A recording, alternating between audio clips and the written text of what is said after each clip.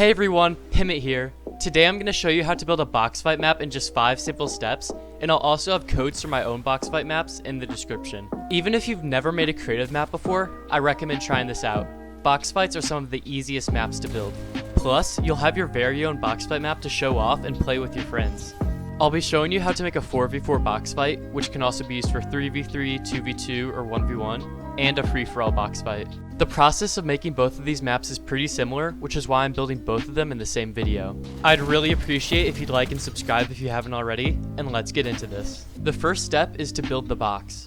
If you're making a 4v4 box fight, I suggest that your box is 5x4x2. This is the usual size of 4v4 box fights, but you can make it a different size if you want. If you're making a free-for-all box fight, I suggest that you make your box 6x6x2.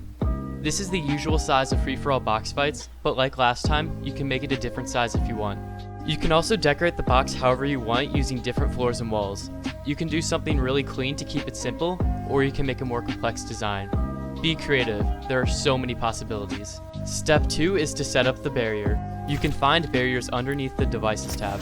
For the 4v4 box fight, place down 2 barriers in the center. Set the barrier style to whatever color you want and enable during game phase to all. Set either the width or depth to 5, this just depends on which way you place the barrier down, and the height to 2.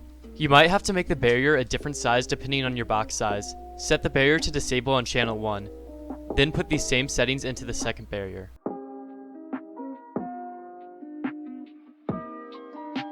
For the free-for-all box fight, place the barriers in a checkered pattern like this. Set the barrier style to whatever color you want, enable during game phase to all, height to 2, or however tall your box is, and disable when receiving from channel 1. Do these same settings for every barrier. Now we need to make the barrier disappear after a few seconds, so grab the timed objective from the Devices tab. Set start when round starts to yes, time to 5 seconds, or however long you want to give players to set up before the barrier drops, and then when completed transmit on to channel 1. So now in game, a timer will appear on the top of the screen, and when it completes, the barrier will drop. Step 3 is to set up the spawn pads.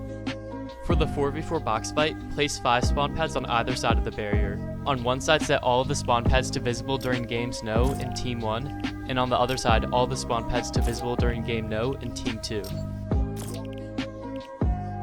For the free-for-all box fight, place spawn pads on all tiles without barriers. All you have to do is set visible during games to no for all of the spawn pads. Players will spawn on the spawn pad facing away from this part, so use that to make sure players spawn facing the right way. Step 4 is to set up the loot, which is super easy. Grab a team settings device from the Devices tab and place it down. Then, just throw the loot you want players to have on the device. The usual box fight loadout is a blue assault rifle, a purple pump, 1 slurpfish, and 2 minis. This is just the usual loadout, you can do something different if you want. The loot will be given to the player in the order you drop it on the device. Make sure to also include some ammo and 500 mats.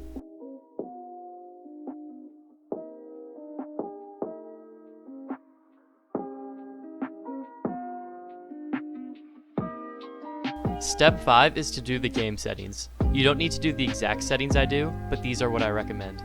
The only difference in settings between the free-for-all box fight and 4v4 box fight is the team setting.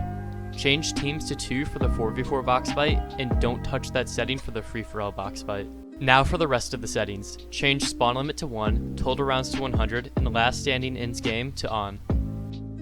In the next tab, change starting shields to 100%, infinite resources to off, environmental damage to player builds only, glider redeploy to off, and health granted on elimination to 50.